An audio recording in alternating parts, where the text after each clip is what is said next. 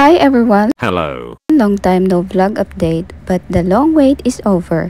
Just a quick escapade with family. Today ay isasama ko kayo maging Dora the Explorer. Let's go. Nanood pala kami ng circus. First time ko manood at grabe, sobrang saya. Wow! Grabe sa thrill. Mapapasigaw ka talaga. Mula sa umpisa hanggang matapos ay nakakamangha. But oops! Bawal kasi kumuha ng videos, kaya itour ko na lang kayo kung ano ang itsura sa loob ng circus. Ang pangalan pala ng circus ay Kinushta Circus. It celebrate 123rd anniversary. Talagang dumadayo sila kung saan-saan. Bumili pala kami ng reserved seats for 3 bago pumunta. The payment for adult is 6,000 yen. And the payment for a child is 4,500 yen. Sobrang daming tao din ang nanood kahit weekdays. At kahit mga bata ay tuwang-tuwa panoorin ang buong show ng circus. 11 AM in the morning nagsimula at 1 PM na natapos ang show. Wow! Pero may break time naman ng 10 minutes. Meron din silang souvenir shop sa loob at meron din bilihan ng food, snacks, and drinks. Medyo mura na din to compared sa Disneyland. May animal performances din like white tiger, elephant, at ang cute na mga ponies. At pagkatapos ng show, paglabas namin ay nagpa-picture kami sa mga elepante. May bayad siya, 900 yen per one shot. It was indeed a great and spectacular performance. Worth it ang bayad at ang panunood namin. Sobrang happy kami paglabas.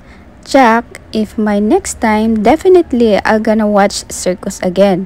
Another great experience to bond with your family. Kaya kayo din na nasa Nagoya, don't miss the chance. Ang pera pwede mo pakitain ulit, pero ang experience at memories forever yan. Yes. So this is the moment na tapos na ang performance nila at pumunta sila sa stage at nagpasalamat at nagbow. Sobrang gagaling nilang lahat. Merong Japanese din at meron ding mga ibang lahi. Next level yung professionalism nila. Grabe, kahit yung miss nila ay part ng act nila. Grabe.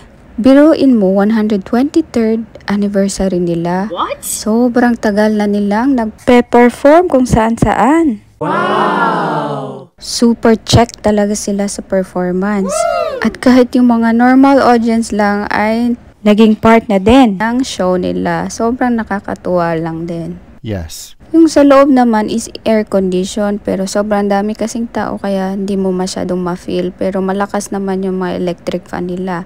So this is just the only time na nakakapag-video ako. Yes. Buti na lang talaga is hindi ko inattempt na magkuha ng videos while they are performing kasi sa tabi ko is may pinagalitan na foreigner kasi nga kuha siya ng video. Sinabi na nga na bawal kumuha ng video. Yes.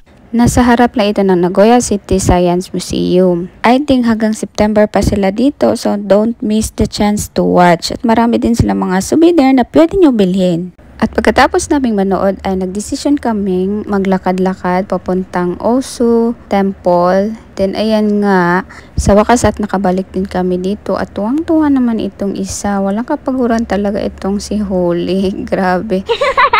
Hinahabol-habol pa naman niya yung kalapate. Napakabilis na ng panahon kasi nung una siyang pumunta dito ay 3 years old pa lang siya. Wow! Well, anyway, nandito kami sa Osu Shopping District at iyan, kakain kami dyan sa Solo Pizza.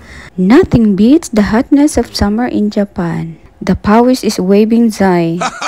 World's #1 champion daw itong Solo Pizza.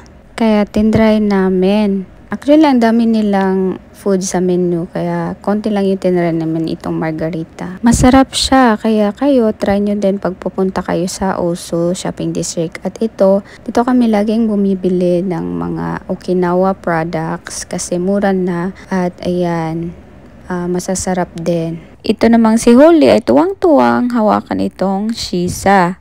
Our mythical Okinawan lion dog statues believed to ward off evil spirits and bring good fortune. Nagulat dyan sa mga insekto. Sabi, gusto mo bang kumain yan? Yan is edible. Nakakain yan. Oh my God! At sabi naman niya, ayaw daw niya.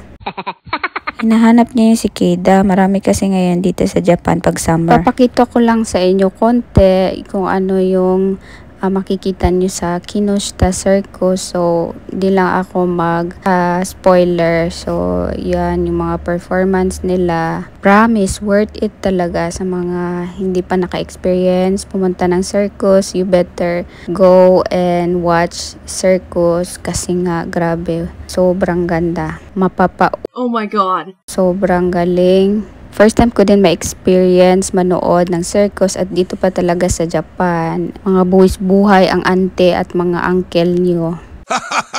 Perfect talaga for family bonding. Walang dull moments talaga. Happy lang, walang ending. So, ayun lang po ang ating quick vlog for today. Sana natuwa kayo sa pagsama sa akin sa aming paggagala. And don't forget to subscribe to my channel, Janice Chang Vlog. So, until next time po, salamat po. Mata ne.